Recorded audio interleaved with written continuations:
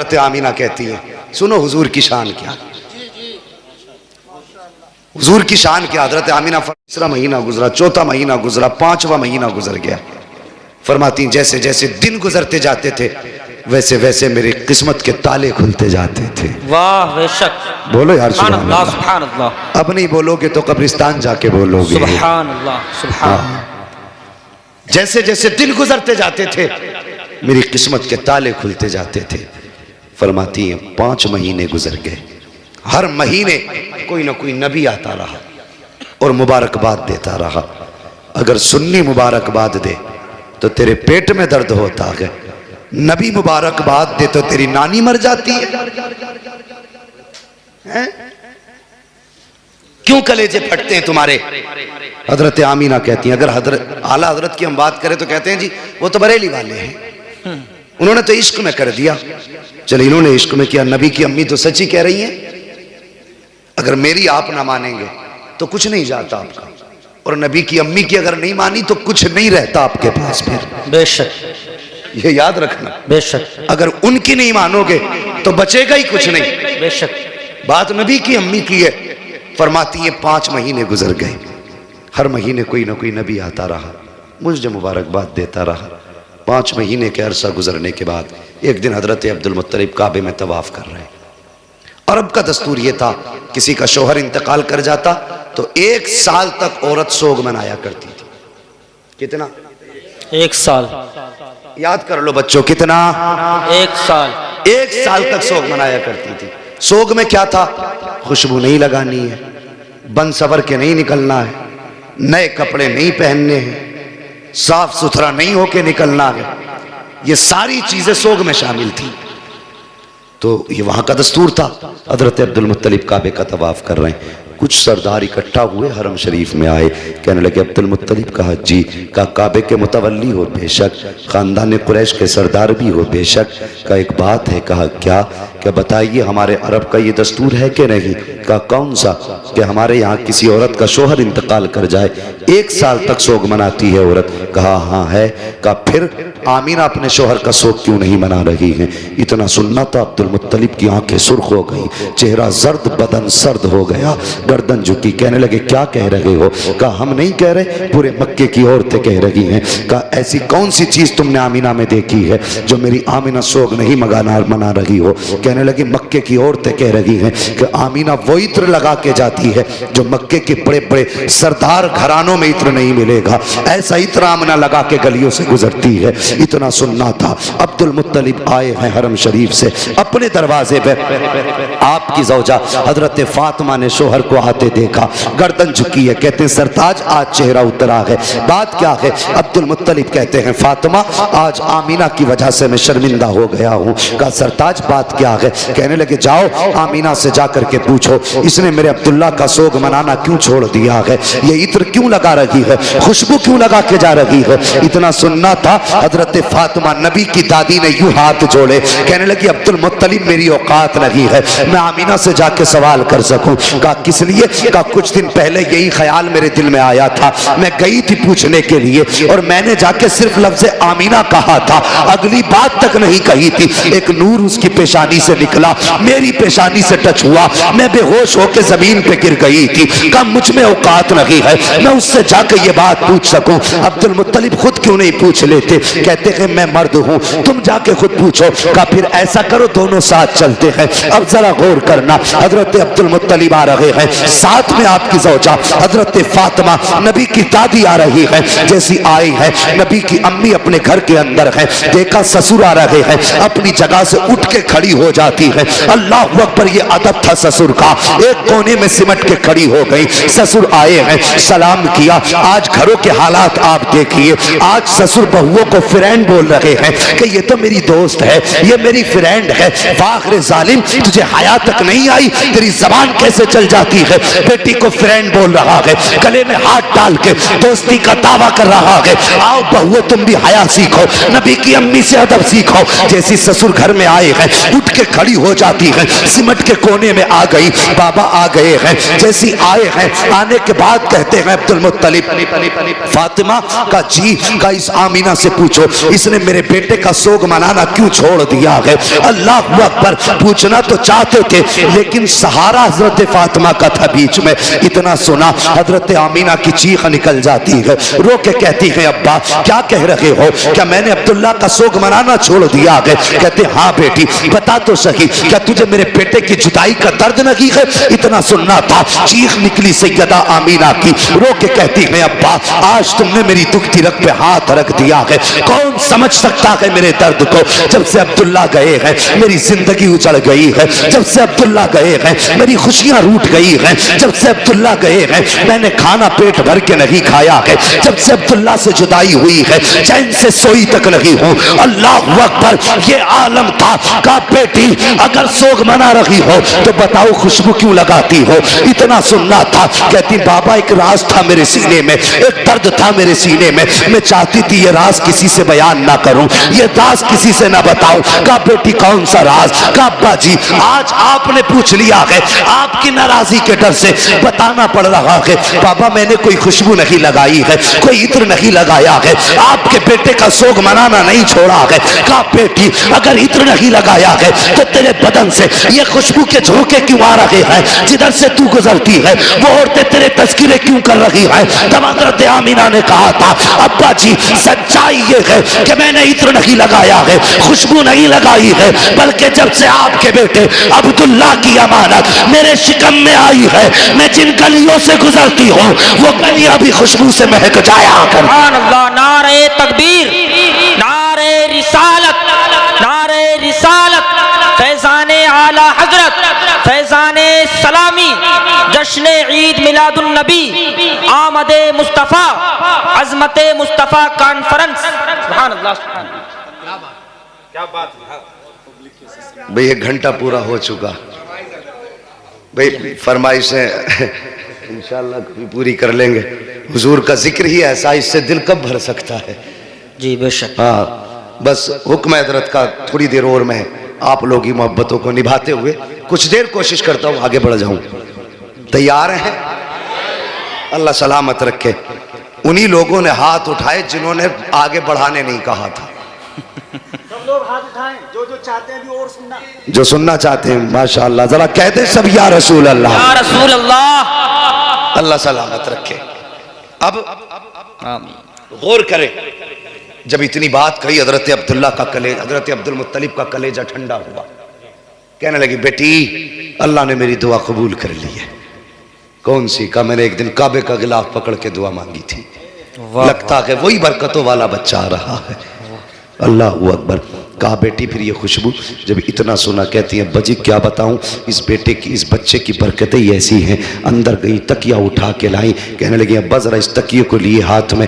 आपने तकिया हाथ में लिया, खुशबू मुझको अंबर से तेज नाक के अंदर आ गई।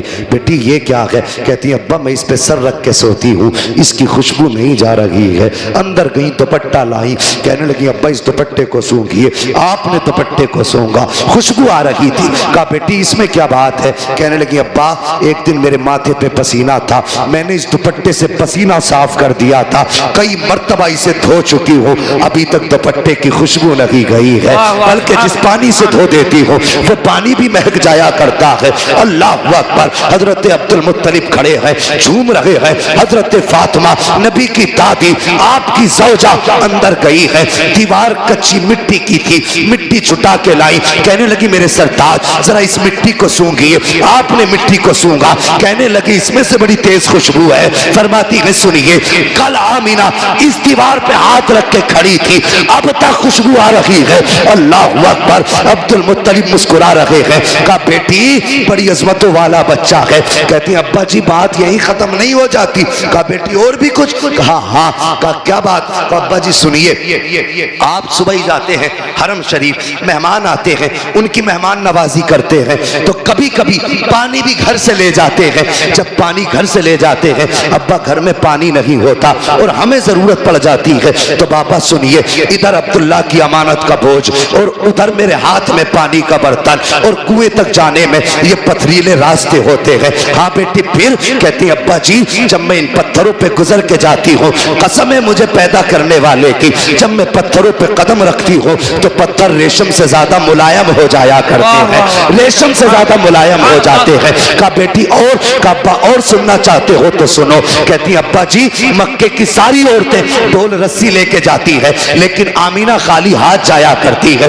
सिर्फ पानी का बर्तन लेके जाती है। कहा बेटी पानी कैसे लाती हो? कहा अब्बा जी सुनिए, जब मैं कुएं के किनारे पे जाती हूँ, नीचे को झांकती हूँ, पानी बोलता हुआ किनारे के ऊपर आ जाया करता है। और अब्बा जी औरतें कहती हैं कि आमीना ठहर जा, जब तक तू यहाँ रुकी रहेगी ये पानी भी किनारे तक रहेगा। कहा अब्बा मैं रुकी रहती हूँ, पानी भी किनारे पे रुका रहता है। मक्के की औरतें पानी भरती है, वापस आ जाती है। कहा जब तक मैं रहती हूँ पानी भी ऊपर रहता है। अब्बा सब औरतें आ जाती हैं, सारी लड़कियां आ जाती हैं, मैं सबके पीछे आया करती हूँ। कहा फिर? कहा अब्बा जी जब आती हूँ कभी ऐसा होता है कि पेड़ सजदे में गिर जाते हैं, और कभी ऐसा होता है कि पत्थर बोलने लगते हैं, कभी छोटे छोटे तरीके बोलने लगते हैं, कंकर भी बोलते हैं, अब्बा जी घास के तिनके भी बोलते हैं। अब्दुल मुत्तलिब ने इतना सुना, कहते बेटी बता तो सही, क्या पत्थर बोलते हैं तो तू सुनती है? हाँ अब्बा सुना करती हो। क्या जब वो बोलते हैं तो उनकी बोली भी समझती है? हाँ अब्बा समझा करती हो। कहते बेटी लाखों ने हजारों बरस से इबादत की है, लेकिन पत्थर कभी किसी से नहीं बोले हैं। अगर आवाज भी पत्थरों की आई है तो किसी ने बोली नहीं समझी है। मगर बेटी बता तो सही, जब पत्थर तुझसे बोलते हैं तो क्या कहा करते हैं? अब कोई बरेलवी खामोश नहीं रहेगा, ये तेरे मेरे अकीदे की बात नबी की अम्मी ने की थी। कहा बेटी बता तो सही, जब पत्थर बोलते हैं तो क्या कहते हैं? नबी की अम्मी ने कहा था अब्बा जी जब मैं गुजर के जाती हूँ तो पत्थर बोलते हैं और कहा करते हैं अस्सलातु वस्सलामु अलैका या उम्म रसूलिल्लाह, ए नबी की माँ तुझ पर भी सलाम हो और तेरे आने वाले बेटे मोहम्मद पर भी सलाम। सुभान अल्लाह, सुभान अल्लाह। नारे तकबीर, नारे रिसालत, फैजाने आला हजरत, फैजाने सलामी, जश्न ईद मिलादुन नबी, विलादते मुस्तफ़ा, आमदे मुस्तफ़ा, अज़मते मुस्तफ़ा कॉन्फ्रेंस, मुफ्ती हम्माद रजा साहब किबला। सुभान अल्लाह, सुभान अल्लाह। अल्लाहु अकबर। अब मत कहना कि सलाम पढ़ना बरेलवियों का तरीका है। बेशक अभी तो नबी की अम्मी को भी नहीं पता था मेरे शिकम में कौन है। बेशक हजरत अब्दुल मुत्तलिब भी नहीं जानते थे कि ये बच्चा है कौन, इतना जानते थे अजमतों वाला, बस भी, मगर ये नहीं जानते थे ये है कौन। मुझे बताइए, अभी किसी को पता भी नहीं है कौन है, माँ के शिकम में है, लेकिन पत्थरों को पहले ही पता चल गया। हम सलाम पढ़ें तो बरेलवी, पत्थरों पे कौन सा फतवा लगाओगे? चलो ये सुन्नी तो जलसे में सुन के जाएंगे कि सलाम पढ़ना चाहिए, आला हजरत ने कहा है, लेकिन पत्थर कौन से जलसे में सुन के आए थे? क्या वो बरेली आए थे या आला हजरत वहां गए थे बताने के लिए? वो भी 1400 साल पहले। बताइए तो सुनिए, कुरान फरमाता वकफा बिल्लाहि शहीदा, बेशक महबूब के चर्चों के लिए उसका खुदा काफी है। वाह, सुभान अल्लाह, सुभान अल्लाह। सलाम रजा ने नहीं पढ़वाया, सलाम खुदा ने पढ़वाया है। बेशक सुभान अल्लाह, सुभान। अगर हम मुशरिक तो पत्थर भी मुशरिक। बोलो, शर्म नहीं आती लोगों को? कुछ भी कह जाते हैं।